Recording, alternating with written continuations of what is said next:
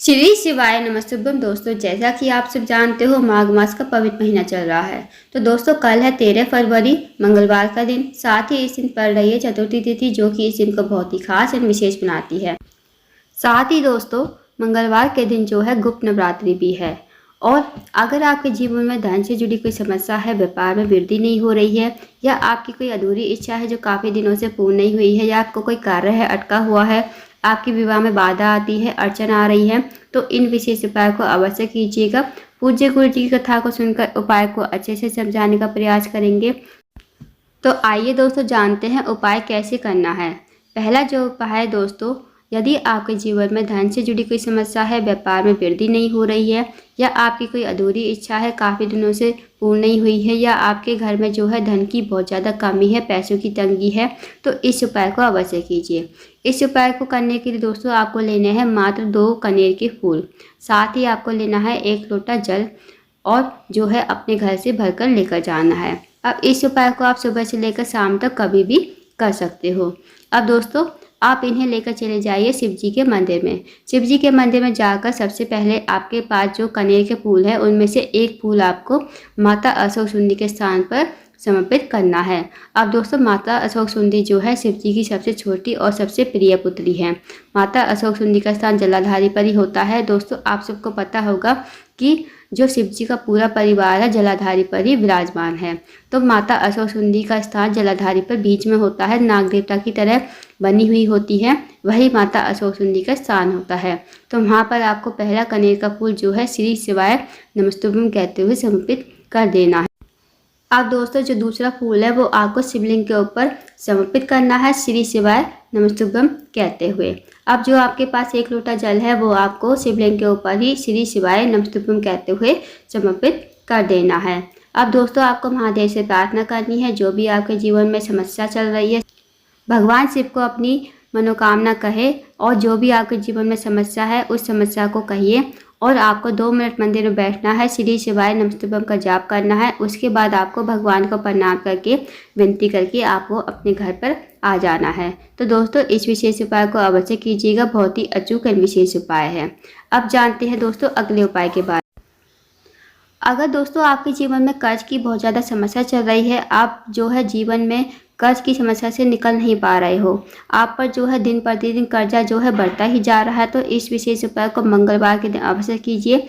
इस उपाय को 5 मंगलवार के दिन करके देखिए, आपके ऊपर जो भी कर्जा होगा भगवान की कृपा से, महादेव की कृपा से वो सारा कर्जा आपका मुक्त हो जाएगा। इस उपाय को करने के लिए दोस्तों आपको लेनी है 7 या 11 जो लाल मसूर की दाल होती है ना, वो आपको लेनी है। साथ ही आपको लेना है एक छोटा सा गुड़ का टुकड़ा। इसके साथ ही आपको लेना है एक तांबे के बाद में 1 लोटा जल। अब दोस्तों आप इस उपाय को सुबह से लेकर शाम तक कभी भी कर सकते हो। अब आप इन्हें लेकर चले जाइए शिव जी के मंदिर में। शिव जी के मंदिर में जाकर सबसे पहले जो आपके पास लाल मसूर की दाल है ना, वो आपको ऋण मुक्तेश्वर महादेव का नाम लेते हुए शिवलिंग के ऊपर समर्पित कर देनी है। उसके बाद जो आपके पास गुड़ का छोटा सा टुकड़ा है और 1 लोटा जल है, गुड़ के टुकड़े को आपको लोटे के जल में ही डाल देना है, और ऋण मुक्तेश्वर महादेव का नाम लेते हुए आपको ये पूरा का पूरा जल शिवलिंग के ऊपर समर्पित कर देना है। महादेव से प्रार्थना कीजिए और विश्वास के साथ प्रार्थना कीजिए। जो भी आपके ऊपर कर्जा है महादेव से कहिए, आपने जिस भी व्यक्ति से लिया है, जहाँ भी मतलब जिस भी किसी से बैंक से लिया है, तो महादेव से कहिए, और जितना भी कर्जा है मन ही मन स्मरण कीजिए और महादेव को अपनी सारी समस्या बताइए, जितना भी कर्जा है सारी बात बताइए, और महादेव को प्रणाम करके विनती करके आपको अपने घर पर आ जाना है।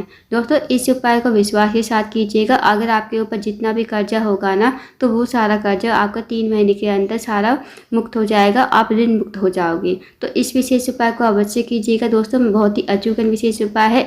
इस उपाय को 5 मंगलवार के दिन करना है, तो इस विशेष उपाय को अवश्य कीजिएगा। अब जानते हैं दोस्तों अगले उपाय के बारे में। अगला जो उपाय है वो है आपके जीवन में जो है धन प्राप्ति नहीं है। अगर आप अपने जीवन में धन की वृद्धि करना चाहते हो, धन प्राप्ति करवाना चाहते हो, और माता लक्ष्मी आपके घर में हमेशा वास करे, तो आप इस उपाय को अवश्य कीजिए। अगर आपके जीवन में धन की बहुत ज़्यादा कमी है, पैसों की तंगी है, आर्थिक तंगी से बहुत ज़्यादा परेशान हो, तो इस उपाय को अवश्य कीजिए। इस उपाय को करने के लिए दोस्तों आपको लेने हैं 7 चावल के दाने। अब चावल के दाने जो आप लोगे खंडित नहीं होने चाहिए, इस बात का विशेष ध्यान रखिए। साथ ही आपको लेना है थोड़ा सा कच्चा दूध और एक स्टील का लोटा आपको लेना है और स्टील के लोटे में आपने जो कच्चा दूध लिया है वो आपको स्टील के लोटे में ही डाल देना है। फिर उस लोटे को आपको जल से भर लेना है। अब आप इस उपाय को सुबह से लेकर शाम तक कभी भी कर सकते हो। अब आप इन्हें लेकर चले जाइए शिव जी के मंदिर में।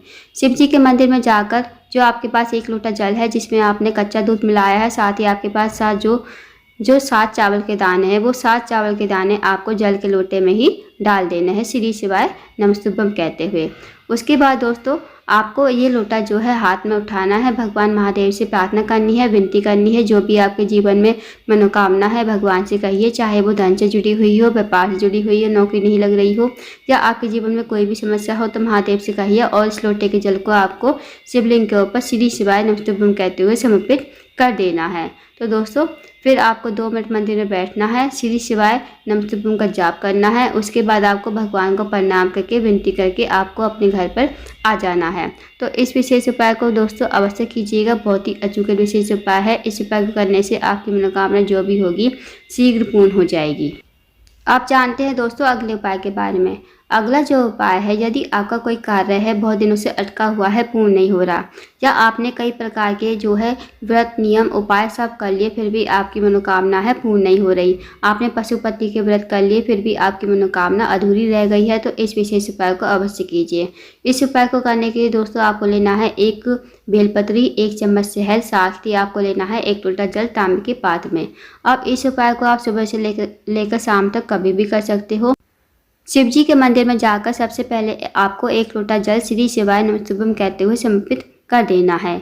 उसके बाद जो आपके पास बेलपत्री है और शहद है, आपको शहद से बेलपत्र की जो बड़ी वाली पत्ती होती है ना, उस पर आपको ओम बनाना है। जो आपकी सबसे छोटी उंगली के पास वाली उंगली होगी, अनामिका उंगली, उस उंगली से आपको शहद से ओम बनाना है बेलपत्र की बड़ी वाली पत्ती पर, और बाकी की जो 2 पत्ती होती हैं उन पर मात्र आपको एक बिंदी लगा देनी है। उसके बाद इस बेलपत्र को आपको सीधे हाथ में लेना है, महादेव से अपनी मनोकामना बोलनी है। जो भी आपकी मनोकामना है, चाहे वो धन से जुड़ी हुई हो, व्यापार से जुड़ी हुई हो, नौकरी नहीं लग रही हो, या आपके जीवन में जो भी समस्याएं हैं, महादेव से कहिए और इस बेलपत्र को श्री शिवाय नमस्तुभ्यम कहते हुए शिवलिंग के ऊपर समर्पित कर दीजिए। उसके बाद दोस्तों आपको थोड़ा सा शहद अवश्य ही बचाना है। अब जो आपने शहद बचाया है ना दोस्तों, उस शहद से आपको जलाधारी पर 7 बिंदी लगानी है। जहाँ शिवलिंग विराजमान होता है तो वहाँ से लेकर जलाधारी का एंड जहाँ होता है, जहाँ से नीचे पानी गिरता है बहकर, वहाँ तक आपको 7 बिंदी लगानी है।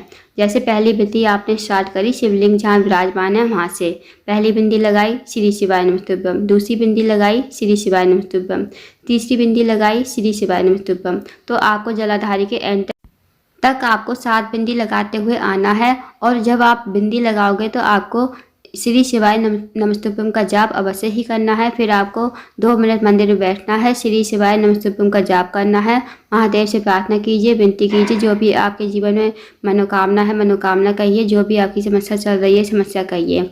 उसके बाद आपको भगवान को प्रणाम करके विनती करके आपको अपने घर पर आ जाना है। तो दोस्तों इस विशेष उपाय को अवश्य कीजिएगा। मंगलवार के दिन बहुत ही अचूक विशेष उपाय है। इस उपाय को करने से आपकी सारी मनोकामनाएं पूर्ण हो जाएंगी। तो दोस्तों इस विशेष उपाय को अवश्य कीजिएगा। अगर आपको जानकारी पसंद आई हो, वीडियो को लाइक करना, शेयर करना, चैनल को जरूर सब्सक्राइब करना और कमेंट बॉक्स में श्री शिवाय नमस्तुभ्यम हर हर महादेव जरूर लिखना।